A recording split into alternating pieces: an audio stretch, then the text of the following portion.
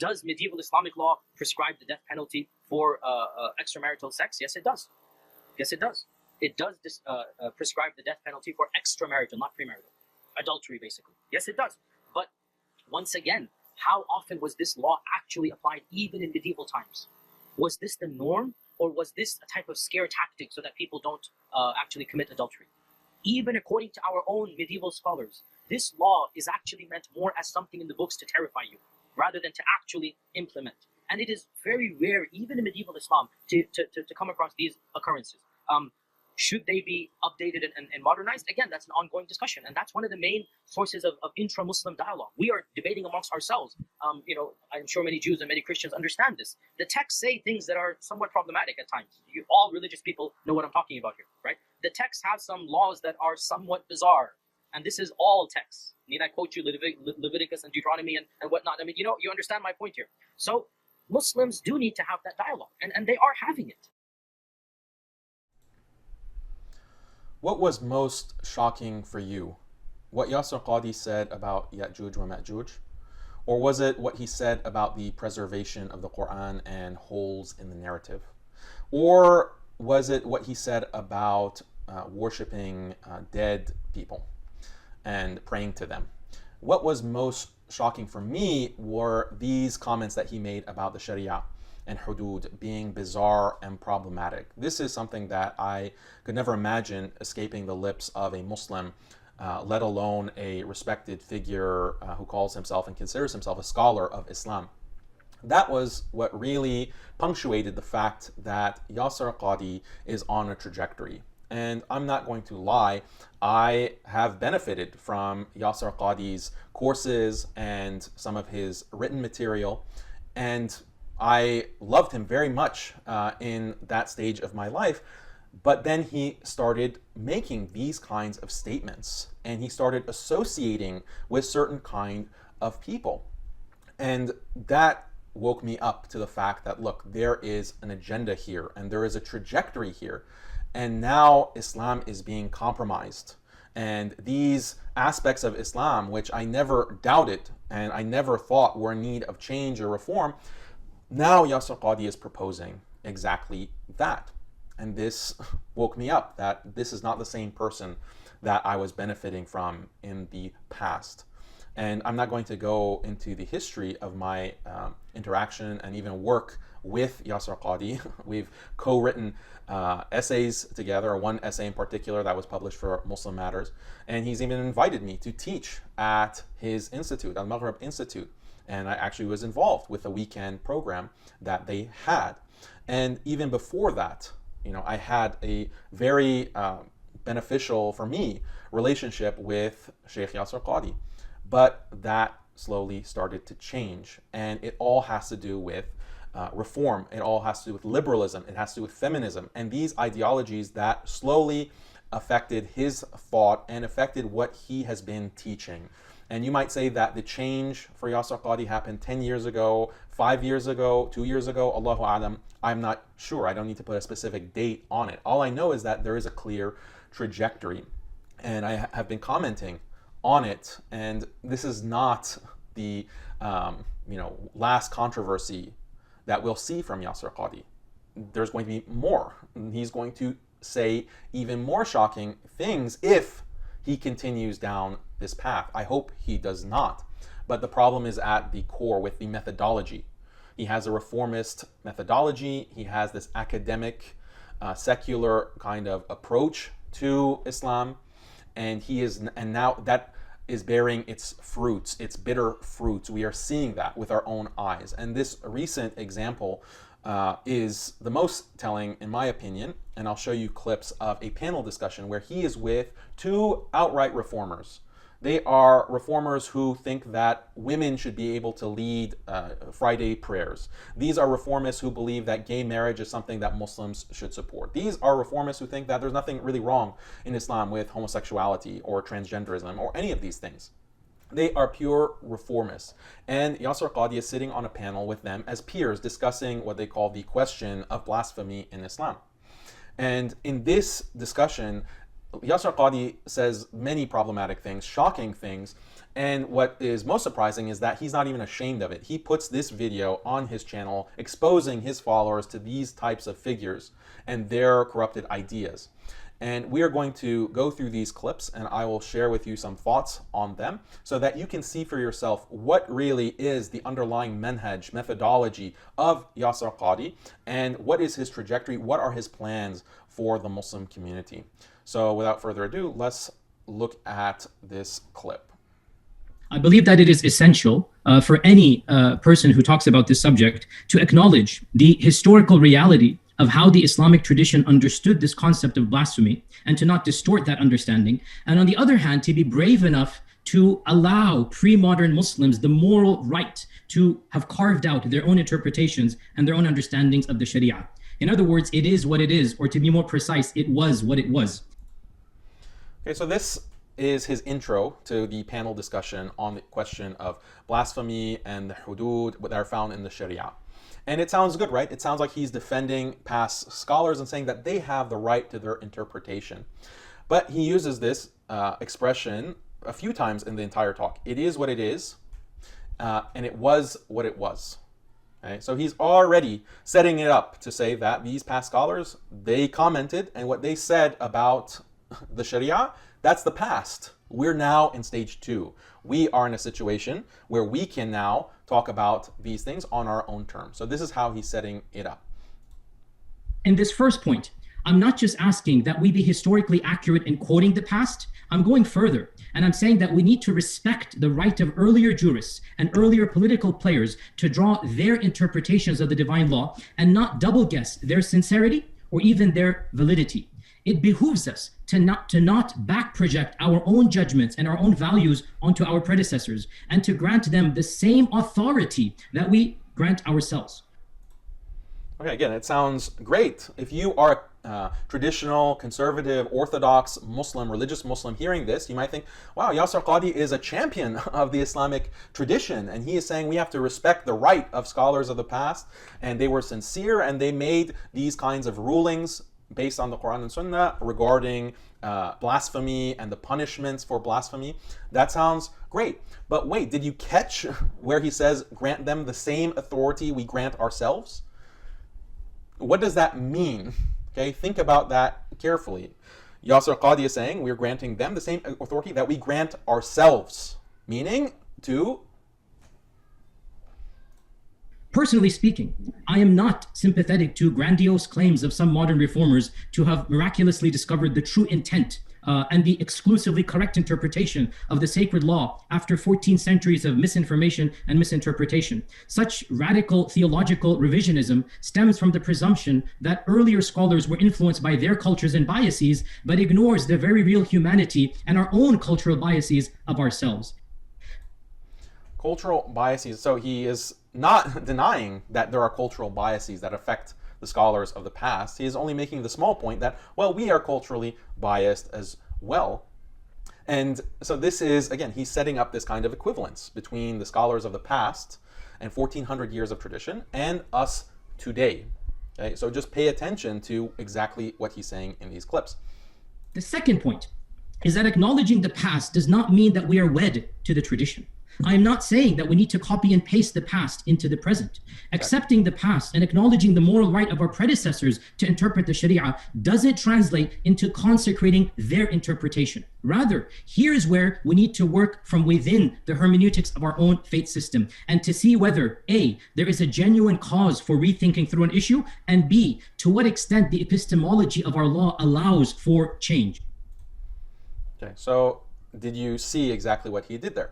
He's saying that we're not wed to the tradition. We do not consecrate the past. We can respect the past. Okay, we respect these great scholars of the past as, people, as Muslims, but we're Muslims as well. And we have the authority to see if there's room for change. Is there some room for change here? So this is purely a modernist, reformist attitude. What makes a reformist is not whether the reformist respects the past or doesn't respect the past. You can be a reformist and have great respect for the scholarly tradition, for the ulama of the past, the a'imma of the past. You can have great respect and still think that our times are different, so we have to change the law. We have to start adapting and introducing new types of measures to apply the sharia in our times. And we have to revisit and renegotiate all of these words that Yasir Qadhi is using. That is still reformism. That is still reformism. It has nothing to do with respecting the past. It just happens that the people that he is talking to in this panel, which we'll get to, they don't respect the past. They think it's all barbaric, or they think that fundamental mistakes were made, or these scholars didn't really understand the Quran and Sunnah. They don't respect the past. That's the only difference between them and Yasir Qadhi. All panelists, all three of them, agree that change is needed. There is room for change, and let's see what else Yasir Qadhi has to say about that. In my capacity as a religious cleric, I have publicly said many times that there is both just cause and there is hermeneutical leeway to rethink through the application of some of these laws in Muslim majority lands. So he says it explicitly. Not only is there room for change, but there is grounds for change, and we should pursue change with these laws in Muslim majority lands. Rethink the application of these laws in Muslim majority lands. So this is exactly what all reformists are advocating. All reformists are advocating the rethinking the application of laws in Muslim majority lands, in the Muslim world, when it comes to the acceptance of gay marriage and LGBT rights, when it comes to inheritance of women as opposed to men, when it comes to the ability of Muslim women to marry non-Muslims, when it comes to all of these kinds of issues, the reformists are saying that there needs to be a rethinking of the application. And this is exactly what Yasir Qadhi is acknowledging and endorsing with his statement. The fact that the world we find ourselves in is so radically different from pre-modern societies, and in particular, concepts of the nation state and the intermixing of various faith communities and the interconnectedness of the globe, I think that these are sufficient causes for us to rethink through some of these laws. And I think it is very healthy for Muslim majority countries, the clerics of those countries, to have a very frank dialogue amongst themselves about what type of reform might be possible. And what type of reform might be possible? The clerics need to discuss this, and why. What is the basis for rethinking and renegotiating? What is the basis? This is what Yasir Qadhi says over and over again. He says that we have nation states now that we didn't have in the past. We have the intermixing of different religions now that we apparently didn't have in the past. And there is a kind of interconnectedness of the globe now that we didn't have in the past. Are these all reasons that would justify rethinking things that have been settled for over 1,000 years? Is this grounds? Why? How? Okay. Yasir Qadhi needs to explain this, and he needs to justify it, and not just assume that we're going to accept these kinds of claims. Because again, this is exactly what all reformists and modernists say. They say we're living in different times, and that requires a different set of application of the sharia. The biggest reformists of Islamic history, someone like Muhammad Abdu, for example, or Jamal ad-Din al-Afghani, okay, big reformists, secularists. And with Afghani, it's not even clear if he was Muslim, but he was advocating for reform of the Muslim world. And this was their main argument, that the world has changed. We are in a new time, we're in a new context. Therefore, we have to revisit all of the sharia. We have to open these questions that have not been questioned for over 1,000 years because of our situation. So Yasir Qadhi is no different than any of these reformists, and his reasoning evinces exactly the same kinds of talking points. Okay? The only difference is Yasir Qadhi wants to present himself as an orthodox traditional scholar, and he will emphasize over and over again, as we'll see, that this is perfectly in line with the Sharia. Reform is perfectly acknowledged within Islam. I'm not doing anything different than what scholars of the past have done, what khulafa in the past have done. I am just continuing that tradition. But what is the basis for that? Okay? He just hand waves this. Those believers who feel that the Sharia will somehow be infringed, they need to be reminded that many aspects of our classical tradition have been successfully renegotiated by the entirety of the scholarly class. And as one simple example, as far as I'm aware, nowhere in the world is jizya taken from non-Muslims in any nation state. And so it is possible for reform to take place. So this is a stupid example because jizya not being applied is not because scholars came together and all said that, well, we're not going to apply jizya because now we're in a time and place that's different. No, if jizya is not applied in some of these countries, it's because those countries have secularized. Those countries have adopted a secular model of governance. That is the reality of many of these Muslim majority countries, unfortunately. And that's why we can say that there is no country today that from a governmental level is actually implementing the Sharia. There's no khilafah. So how could it be? So this is a very silly, nonsensical example, and it has nothing to do with what he is discussing now, or the whole panel discussion is about the hudud and the punishment for blasphemy. What justifies that particular reform taking place? You can't use this analogy of jizya. Give us another example where part of the Sharia, like the hudud or any aspect that has to do with mu'amalat in general, where all the scholars came together and decided that, well, we are in a different time, we're in a different context, so we cannot apply these in the same way that we have in the past. Give a real example, Dr. Yasir Qadhi. Don't just hand wave with examples that stem from a secularization of the Muslim world due to colonialism and imperialism and the pressure of foreign states on the Muslim world. This is something very different than what you are proposing. We are speaking to ourselves in a very safe echo chamber, in a very selective echo chamber, where even if we disagree, we're on all relatively similar wavelengths. But the fact of the matter is that the societies that many of us are talking about are on very, very different wavelengths.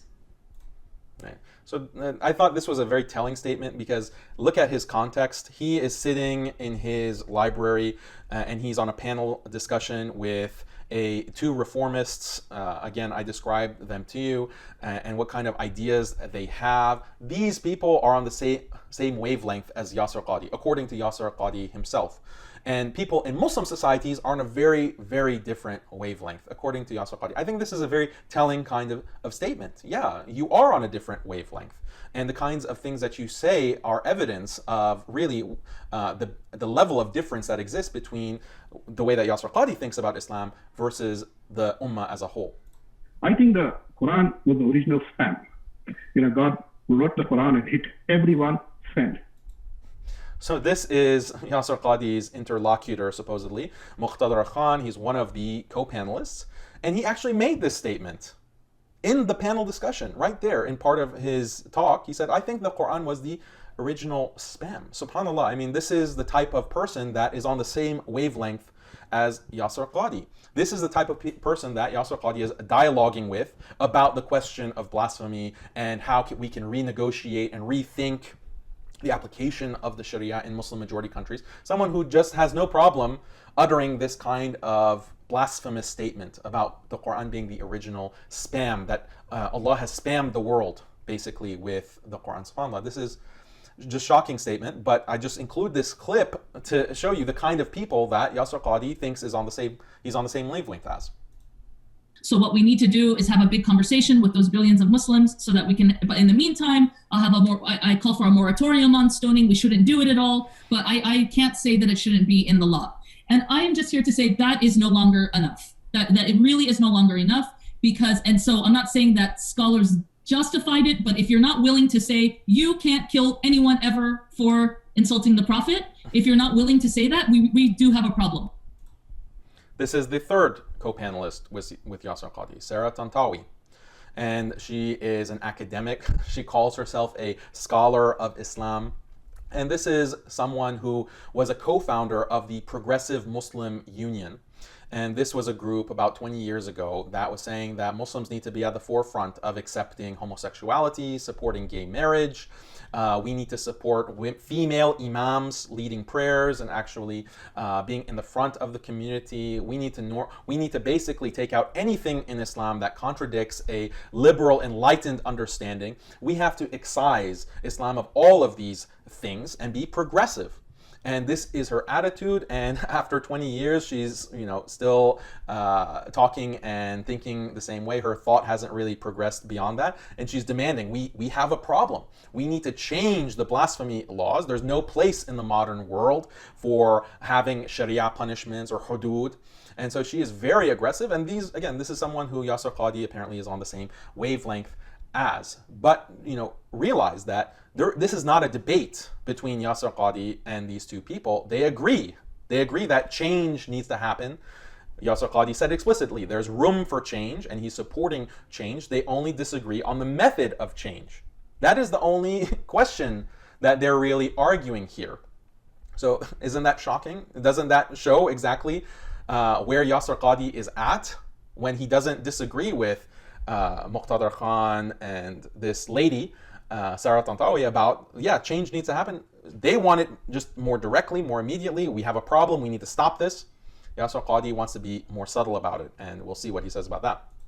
Let us not forget the assassination of the governor of Punjab, Salman Taseer. Let us not forget that he was assassinated simply because he wanted to possibly change blasphemy laws. And the fact that Salman Taseer's funeral had to be held in secret in a small private gathering, while the funeral prayer of his assassin generated over 100,000 people. The streets were shut down, mosques were packed to capacity, and launched the assassin to martyrdom status. These are sobering facts. And it's something that we should be very cognizant of, that our conversations really are at some level, and I'm sorry to be a little bit blunt here, they really are elitist in our own circles. They're not translating to the streets of the people that we're pretending or assuming that we're going to impact. And I say this as a believing Muslim. It is sad to see the level of emotionalism that is involved in this topic.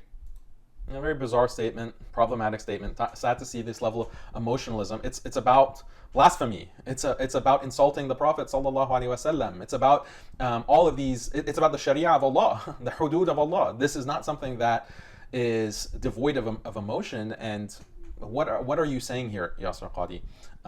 Are you just pandering to your reformist co-panelists, or is this what you actually believe, that there's no legitimate emotion that Muslims would feel when people are coming and demanding that the Sharia be made obsolete and reformed and changed? So no one is advocating any kind of vigilante killing, right? But Muslims, of course, are going to be upset. Muslims, of course, are going to be angry that their religion will be reformed right under their noses. In the end of the day, reform has to occur from within organically, and that's generally very slow, and that's generally going to take place at a place and by actors that we might not necessarily see eye to eye with. And so he is very clear. Reform. We need reform. He is a reformist. Okay, no one can deny that he is a reformist simply by his own words, and he's simply disagreeing on the methodology. He says that we need reform from within. We need to use Islamic hermeneutics, whatever that means, and but we'll get there eventually, step by step. So Sarah, you're upset. Muqtadar, you're upset. You want reform to happen today? Well, we're doing our best. We're gonna meet those demands. You just might have to wait a little bit longer than you'd like. Apologies for that. If you really want to effect change, it has to be from within that existing framework and paradigm. It's so easy for us on this call to all agree that those people are bad and all of this and that, but that's not going to bring about tangible change. If you really want change, you have to work from within the system and within their epistemology and convince them as they remain faithful to their own epistemology. Frankly, you're not going to get a radical revolution of intellectual thought of 1 billion Muslims, but you will get from within the system, slowly but surely, as has happened in the past, you will get tangible changes if you're utilizing the tools and the hermeneutics that mainstream Muslims believe in. That's what I'm attempting to do bit by bit, and it's not an easy process, but it is what it is. And yeah, so he's trying. This is his attempt to reform Islam bit by bit. He's doing his best. He apologizes. He's very conciliatory. You guys want change? I'm doing my part, guys. I'm doing my part. Reform, it can come. We just have to, do it in a way that will actually impact the Muslim masses, because we need to change them. We need to get them to understand that they're bad people. Okay, we need to convince them. We need to work with their epistemology. The way that he said that makes it sound like he doesn't share the epistemology of those bad people in the Muslim world who don't understand. They're not enlightened in the same way that he is, and these progressives are. They don't understand, so we have to work within, these kinds of epistemologies and hermeneutics to get them to understand the importance of change. So this is, I don't know how much clearly he can put it out, what exactly he's all about.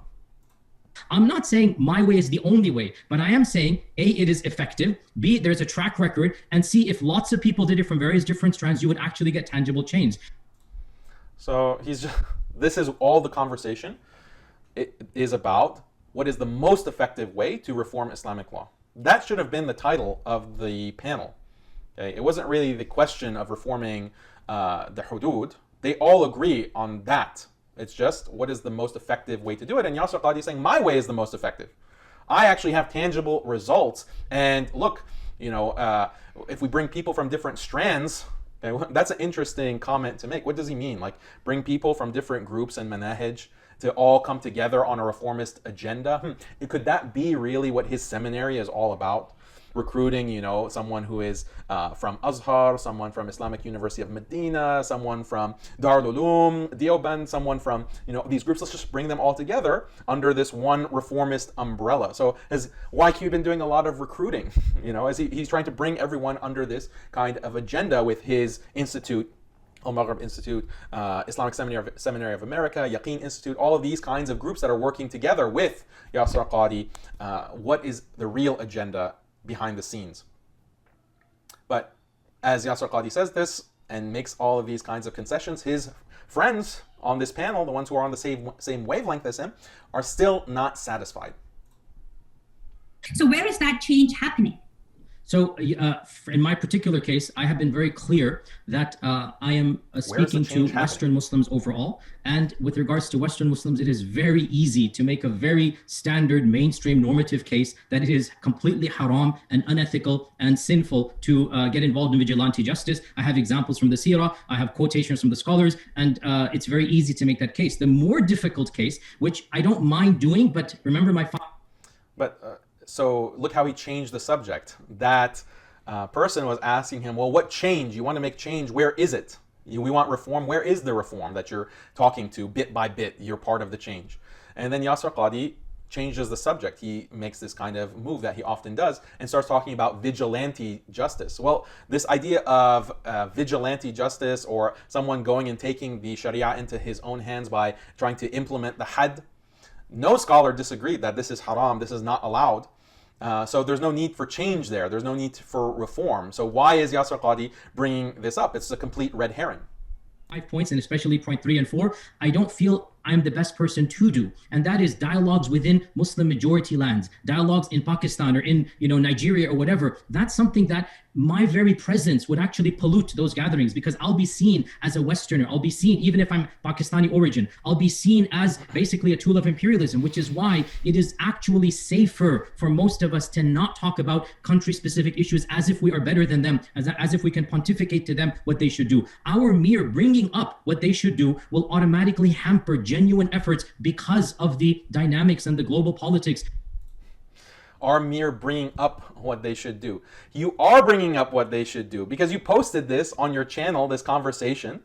So do you not realize that you have an international audience? Are you being naive or just disingenuous? Most of your audience is international in these countries, in Pakistan, in India, Bangladesh, in Turkey, in different parts of the Muslim world. You are being watched by the English speakers in those countries, which are typically going to be more educated. They're going to be more wealthy, of the higher upper classes. So you are bringing it up. So this is a very silly kind of point. And Yasir Qadhi has had no problem discussing issues that affect the Muslim world. He comments on it regularly, and the fact that he posts things on his channel, okay, that he knows has an international audience, says that he is perfectly aware of how he's influencing Muslims around the world. If he were just speaking in his masjid and it wasn't recorded, and he's just speaking to the people who are there, listening to him in person, okay, fine. That would make sense. You don't want to merely bring up what they should do. But you're not. You're like recording this and publishing it on your channel. Any kind of semblance of discretion, being discreet, or trying to keep things local is destroyed whenever you publish things on your channel. Just very silly of him. Enough is enough, really. Enough is enough. There has to be. I mean, I disagree with Dr. Khan in the not sense enough, Yasir that Qadhi. you should be going in the pulpits and preaching something different. You should be realistic about what is there is no excuse There's no for excuse. killing someone in the 21st century for blasphemy. No excuse. And figure out a way to communicate that to your millions of followers without any equivocation. No equivocation. Tell your followers. You better listen up, Yasir Qadhi. You better listen to what I'm telling you. So look at the level of animosity towards Islam, towards someone who is supposedly a traditional scholar. Just giving orders. There's no excuse. Okay. So this is the type of people that are on the same wavelength as Yasir Qadhi. I mean, aren't you ashamed? Aren't you humiliated to have someone like this who has such hatred? Like anyone who has a background in academia, like Muslims, people who identify as Muslim in academia, it's a very small group, and everyone knows these people. And when I was an undergrad, I was on this email list of Muslim academics, and that's actually how I came in contact with Yasir Qadhi and many other people. But I was always arguing and debating against these kinds of reformists. And this Sarah person was one of the people there. And just a long history of, there's no bottom to the amount of hatred that these people have, or how low they will go in their expression of disgust and anger with Islam and the Sharia.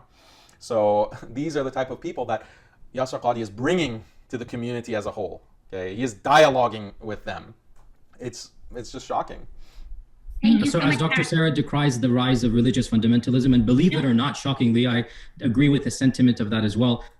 So she just was barking orders at him, and Yasir Qadhi says, I understand where you're coming from. I agree with the sentiment. These fundamentalists, these crazy fundamentalists. I decry the rise of authoritarian regimes across the Muslim world that are propped up by our own country that we live in. To me, that is the far bigger problem, and that is the cause of religious fanaticism. The reason why people choose religious fanaticism, the reason why people go and turn to these bizarre understandings of Islam is not because of the text, it's not because of the Quran, it's not because of our tradition. It is because of socio-political factors, the majority of which emanate from the very lands we happen to live in. So Yasir Qadhi is so confused, he doesn't even recognize what he's saying. Like, now he's talking about the rise of religious fanaticism, fundamentalism, the intervention of America in the Muslim world, invading Iraq. That's the source of fundamentalism that are causing what? Like the application of hudud, the application of Islamic law. That is Sarah's whole point. Sarah and Muqtada, their whole point is that the hudud are being applied, and that in and of itself is fundamentalism, fanaticism, barbarism, and we need to change it by telling people, you Yasir Qadhi, go on the pulpit and say, stop, these laws are not applicable in clear, unequivocal terms. Now Yasir Qadhi tries to change the subject. He says, oh, well, vigilante justice, every scholar says that, that's haram. Okay, no one was arguing that. Okay, now we're talking about imperialism, like all of this bad stuff in the Muslim world, it's because of the invasion of Iraq and America dropping bombs and drones. Wait, what? Why are you calling it bizarre now? Why are you saying that the application of the Sharia is something that is fundamentalist, that you are disturbed by and disgusted by? What are you talking about? Like, what are you referring to?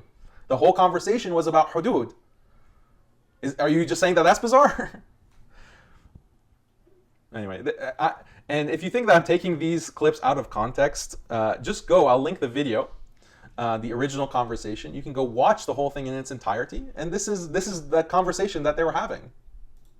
Because you can't maintain both at the same time, saying that all the horrible things that you see are a consequence of and a reaction to Western foreign policy, and then say, oh, the horrible things that you think are horrible are actually normative Sunni Islam.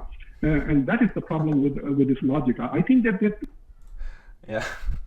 So Muqtada Khan didn't say anything worth quoting in the entire 2-hour panel, except this. Like, he basically, as the youth say, he owned Yasir Qadhi with this statement and basically destroyed everything that Yasir Qadhi was saying.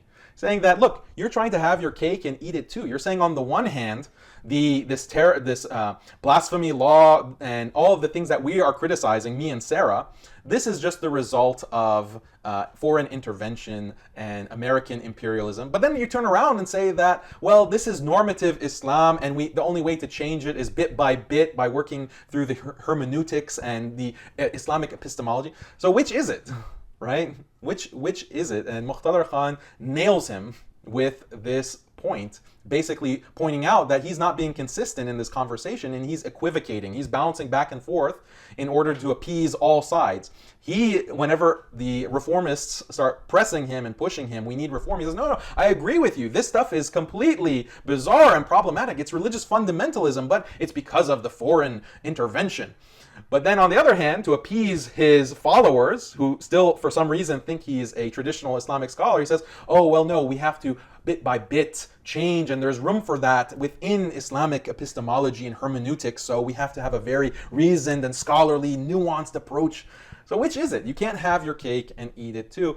Muqtada Khan, as stupid and moronic as the man is, really pins Yasir Qadhi on this. By the way, Muqtada Khan, I forgot to mention that he is an advocate of CVE, countering violent extremism. He is a supporter of this American empire basically policing the Muslim community and rooting out extremists. This draconian Orwellian program initiated by the Obama administration to identify Orthodox and conservative Muslims and basically charge them with terrorism or imply that they have terrorist leanings, this kind of violent extremist leanings. Muqtada Khan, the reformist, the guy who in 2015 said that Muslims should support gay marriage, for ISPU, the Institute of Social Policy and Understanding, Dalia Mujahid's organization, he wrote in 2015, Muslims should support gay marriage. And at the same time, with the Obama administration, he was all for spying on and surveilling these bad Muslims who are conservatives, who reject his nonsense progressivism, reformism. And now such a character is rubbing elbows with Yasir Qadhi and is his co-panelist on the same wavelength. I gave a very detailed lecture about that, which again, it went viral on that. And I was very clear in my remarks, very similar to what I'm saying here, where I categorized the historical reality versus the modern misunderstandings and misapplications. Okay, so he gives this detailed lecture. You can go watch it. It's on blasphemy, but he doesn't really say anything that's different from what from the clips I showed you. He's saying that the world is different now than it was in the past. Therefore, we have to revisit Islamic law and the application of the hudud. And he gives the example of Islamic finance, okay, as an example of how when we want to understand finance, like you want to invest or you want to buy property in the modern world, or work with financial institutions, you're not going to go to a classical book of fiqh. We have this discipline of Islamic finance that has been developed in the past 60 or 70 years. So this shows that reform is possible. This shows that we can, put these hudud on hold because we have Islamic finance. Again, this is even more stupid than the jizya example, okay? Because the principles of Islamic finance, when you study that, they're based on classical fiqh. They're based on, I hate to use the word classical, they're based on fiqh. They're based on traditional fiqh that Muslims have been abiding by for centuries. So it's just applying those qawa'id of fiqh, the principles, to modern products and modern practices. But it's not changing the principles or reforming them or suspending their application, right? So this is a complete disanalogy, again, one in a long series of many disanalogies that Yasir Qadhi uses to kind of hand wave his point, because he knows that the majority of the casual listener of his lectures is not going to really pick up what he's saying. I am not arguing here for a radical change in our laws of ridda, in our laws of blasphemy. I'm not arguing for that. What I am arguing is that to have a conversation about how modern countries and nation states should deal with these issues is not ridda in and of itself. It is not a rejection of the sharia. This is a part of siyasat sharia. This is a part of how governance should happen within Islam. So he, again, always does this. He wants to talk out of both sides of his mouth. He wants to say that this is not reform. This is not a rejection of the hudud. We just need to have a conversation about the hudud, about the applicability of the hudud. Rulers of different countries should be able to decide. This is siyasat al-sharia. This is something that's part of the sharia. Okay? So he just will, you put in some Arabic words and do this hand waving, just asserting that it's not reformism. This is not reform. He just asserts it, but everything he's saying is pure reformism. Okay? And the idea of making the hudud a part of siyasa, siyasa meaning politics, yes, siyasa is acknowledged in the sharia, but the hudud were never considered to be a part of siyasa. Okay? The hudud as a whole were never considered to be in the discretion of the ruler to decide to apply it or how to apply it. Okay? So all modernists in the past 100 years have done this exact same move that Yasir Qadhi is proposing here, and he's just saying it as if this is something traditional or orthodox. All of the reformists make this move of saying that all these things in the sharia, they should be applied only on a siyasi basis, only in terms of the discretion of the ruler. He should be able to decide, or she, how to apply them in our modern world. That's the basis of secularism. That's secularists want only that. That's the only thing. They'd be so happy to have that. Okay, when it comes to inheritance, in fact, this is what Tunisia has done when it comes to inheritance. Okay, in Tunisia, they made a law that said, look, if a woman wants to have equal inheritance with men, she should be able to get that equal inheritance. It doesn't matter what the Sharia says. It doesn't matter what the Quran says explicitly about this. She should have the option. So the scholars within Tunisia, the ones who are bought and paid for, rubber stamped this kind of reform, and basically contradicting the Sharia. They said, oh, well, this is a matter of siyasa.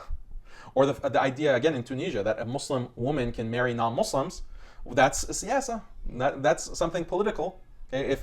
If people want to do that, we have no place to say no. Same with gay marriage. Those who are advocating that Muslims support gay marriage have the same exact move. Remember Jonathan Brown of Yaqeen Institute? This is the argument that he was making. He's saying that when it comes to marriage contracts, this is politics. Okay? It has nothing to do with the Sharia. You can have gay marriage. Muslims can support gay marriage because that's in the political domain. It has to do with administration. So we can allow that to happen. It doesn't contradict Islam. But this is pure modernist, reformist innovation and the secularization and liberalization of deen. Just because, no matter how many times Yasir Qadhi and Jonathan Brown or Omar Suleiman say that, no, this is part of our tradition, this is orthodox, they will just repeat those key words, hoping that you won't notice what they're doing. And again, because I am in that field, I discuss so many issues with so many, ulama, far more knowledgeable than me, many who are deemed to be conservative, by the masses. And all of them are willing to talk about issues that the books of fiqh might mention, but in our times to apply them as a policy in a nation state that we have to think it through. And this is something that, in fact, ironically, I was talking to a very famous, I'm not going to mention names, very famous mufti today in the afternoon. I was talking to a very famous mufti in South Africa and speaking about various issues, including this one as well.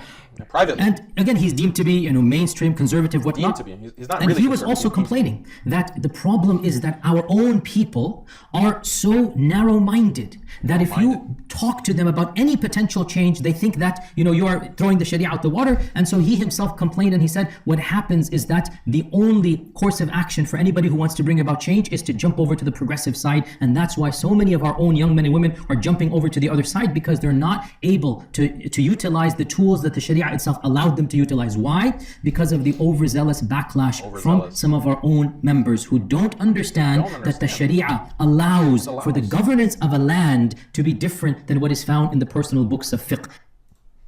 Okay. You'll notice that whenever Yasir Qadhi wants to talk about something controversial, or he wants to start talking about a new interpretation that he's introducing, he will drop this little statement. Okay, I have been talking to all of these great scholars, world-renowned scholars, privately. I don't want to mention any names, but I've been talking to them and they all agree with me. They say, yeah, you are saying exactly the right thing. This is, just go back and watch some of these lectures of his, where he's introducing the Ya'juj issue, the holes in the narrative issue. All of these examples, he will drop this little statement about all the great scholars that he's talking to privately. He can't mention their names, but they all, surprisingly, they all agree with him. Okay, this is a dishonest kind of tactic, especially if you are habitually using it. Then the other point that he wants to make is that people are jumping to the progressive side. Well, guess what? You are also, having this conversation with these progressives like Muqtadar Khan and Sarah Tantawi. You are helping, you're facilitating the jump to the progressive side by actually introducing these figures to your audience. And this is the same thing that Yaqeen Institute does. They introduce their conservative Muslim audience to all of these academics who are reformists and modernists and feminists. and they publish their papers in their Islamic Research Institute. So you people are actually pushing these kinds of progressives onto the Muslim community. And then this last point that he made about governance of land versus the personal books of fiqh. Hudud are found in the books of fiqh. Ya akhi. They're found in the books of fiqh. What do you mean personal books of fiqh? Mu'amalat, when it comes to the hudud, when it comes to transactions, when it comes to oaths, all of these issues are found in the books of fiqh. Okay? And they apply to criminal punishment, they apply to governance, they apply to contracts, contract law. All of those things are found in the personal books of fiqh. Okay, so what are you talking about? What are you talking about? The fiqh is meant to apply also in certain areas of governance.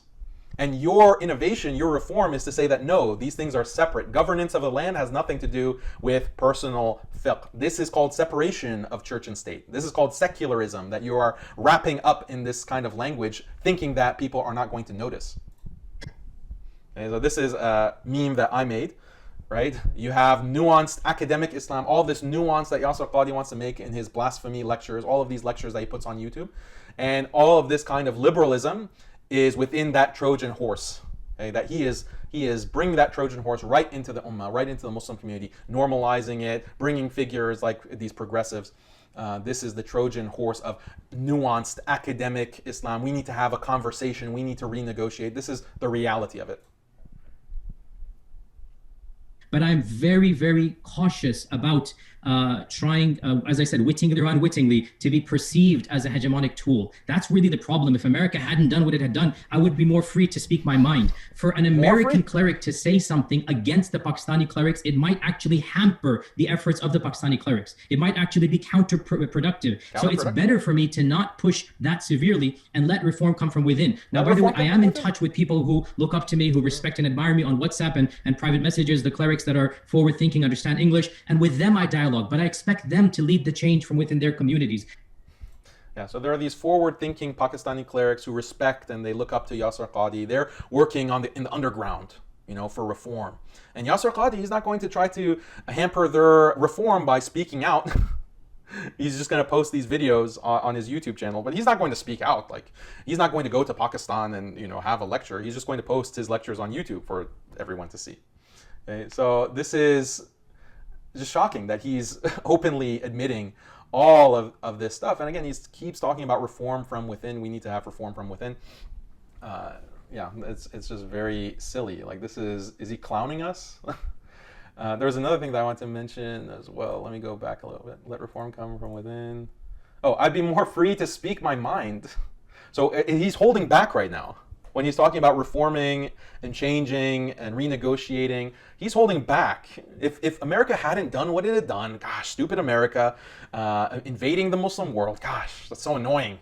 I would have been free to really go hard on this reform issue. I'd really be able to speak my mind and really take my message to the streets of Pakistan, to the streets of Egypt, get this reform done. But since America did what it did, we have to be more diplomatic, step by step, reform from within.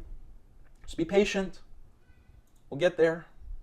And that's going to be more conducive and useful. For me to say this automatically, there's a dismissive. And again, I hope everybody on this call is aware of the RAND report, which every practicing Muslim in the world is aware of, right? The RAND report that came out post 9/11, one of the dumbest moves of RAND ever. Because what it did was it shut down actual reform from within the tradition. Even myself, when I try to do something, automatically my critics say, oh, he's a RAND sellout, right? That's what the American government's supporting. So it's so easy for people to say, why don't you do more? I'm actually, in my humble opinion, my hesitation to do more is actually rooted in wanting to help in that silence, right? To not too much so that they can do from within. That's my own philosophy of how I'm doing this.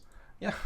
I'm just letting you guys do what you got to do. I'm trying to help you reform. I'm trying to be silent. Oh, God, subhanAllah. I mean, isn't this just so dumb? And then, like, look at his problem with Rand is that they spilled the beans. Like, that's his whole problem. Like, oh, if Rand hadn't put out that dumb report, I would have been able to do so much more to reform Islam. Stupid Rand. Yeah, I can't help but laugh at how ham-fisted his statements are, but let's just continue. How else do you think it's going to happen? These are believers. And by the way, and again, let me be personal here. My own trajectory in the last 20 years, look at that. Those of you, and I know Muqtadir knows, I don't know how much Sarah knows about my trajectory. From where I was and my group and following, I thank God, I'm very grateful. I have taken them with me, and I have shaped the minds and broadened the horizons of hundreds of thousands of people who used to be very, very ultra-conservative. It is possible. It's tangible. So this was really the most telling thing that Yasir Qadhi said in this panel. I have shaped the minds and broadened the horizons of hundreds of thousands, and I've taken them on with me. I've taken them with me on this trajectory. So he admits it. He admits that he is on this trajectory. And if you are a follower of Yasir Qadhi and you don't think that I'm, saying the right thing about him and I'm misconstruing him, I want you to just reflect on this statement. This statement of Yasir Qadhi when he's talking about taking they used to be conservative, ultra conservative, and he's moved them along. So what trajectory is this? What road are you on? What road is this Pied Piper taking you on? Where are you going to end up? And if you are not disturbed by that and you are not concerned by that, then I really don't know what to tell you. There's nothing really else that can be shown to you if this is not a huge red flag for you as a follower and devotee of Yasir Qadhi. For me, it makes me very upset because I considered him my teacher, loved him, respected him for everything that he was teaching and doing, and then now he betrays that level of respect and love by reforming, by introducing all of this liberal, secular, feminist garbage. That is a betrayal to Islam. It's a betrayal to all of the people who respect him and are trying to take deen from him. And if you are not angered by this, then I really don't know what to tell you. This is how he's talking about you, your follower, to these people who despise you. Okay? Sarah, Tantawi, Muqtadar Khan, and their ilk, they despise you. They despise me. They despise any Muslim who thinks that the Sharia has a place in the modern world, that hudud have a place in the modern world, that practicing Islam according to how it was practiced for 1400 years, they despise that. They despise you for that belief. So this is how your sheikh is pandering to such individuals and having this conversation, dialogue with them. So if that doesn't wake you up, I really don't know what will. One final thing that I also want to say is, you might ask, well, Daniel, how would you talk about this issue of blasphemy and the fact that in the Sharia, those who insult the Prophet ﷺ or they insult Islam and Allah, that within an Islamic state, those people would be liable for punishment and even capital punishment. How can we talk about this in the modern world? And to those people who ask this question, I would just point to the kinds of resources that I put out. I often talk about these issues of hudud, and I focus on the source of the conflict, the source of the unease and confusion in addressing these issues. So if you want to see a real example of this, look at the debate that I had with that murtad, Ridvan, apostate prophet, and we talk about the issue of blasphemy and many of the hudud. And if you look at what was successful in that conversation, alhamdulillah, was the tactic of focusing on the underlying beliefs that are just taken for granted by modernized people, which is liberalism and secularism. If you attack those underlying beliefs and those underlying points, then you can easily show that there is nothing irrational, there's nothing barbaric with the Sharia. In fact, you will see that the Sharia is the peak of rationality and the peak of morality.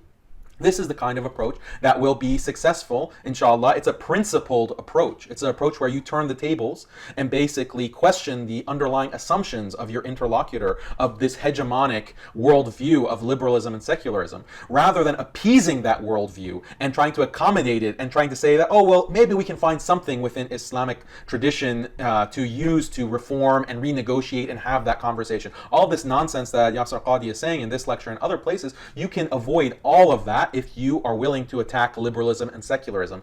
But figures who are trying to curry favor with those establishment institutions, they want to be university professors, they want to be on CNN, they want to be voted to be, the most influential Muslims in the world, those individuals will not question that dominant hegemony. They're not going to start to critique liberalism and secularism and start blasting these reformists. They're not going to do that because that's contrary to their career interests. So I'm not questioning the intentions of Yasir Qadhi. Maybe he's just confused and he is not intellectually able to ask some basic questions about liberalism and turn the tables in that way. So I'm not trying to presume what he actually intends, but many people who will not attack secularism and liberalism, this is the reason. So may Allah protect all of us, protect our children. May Allah keep our intentions pure. And I really pray that Yasir Qadhi is going to change his trajectory. I have no animosity or ill will towards Dr. Yasir Qadhi. I really am hoping, if you're watching this, that you will recognize that you're on this path and you don't know where it can take you. And I want you to turn around. You want to be someone, inshallah, who has this positive effect on the Muslim world, who is recorded in history, as you often mention, as someone who made a difference. Then you really have to not continue in this way. And this is my sincere hope that you will recognize this and will change and become that leading scholar for good in the world today. This is what I want for you and the benefit of the entirety of the ummah. So please, this is a plea to you personally, Dr. Yasir, to really reconsider this path. So may Allah guide you, may Allah guide me, may Allah guide the ummah and protect us from all deviance in any shape or form. Ameen.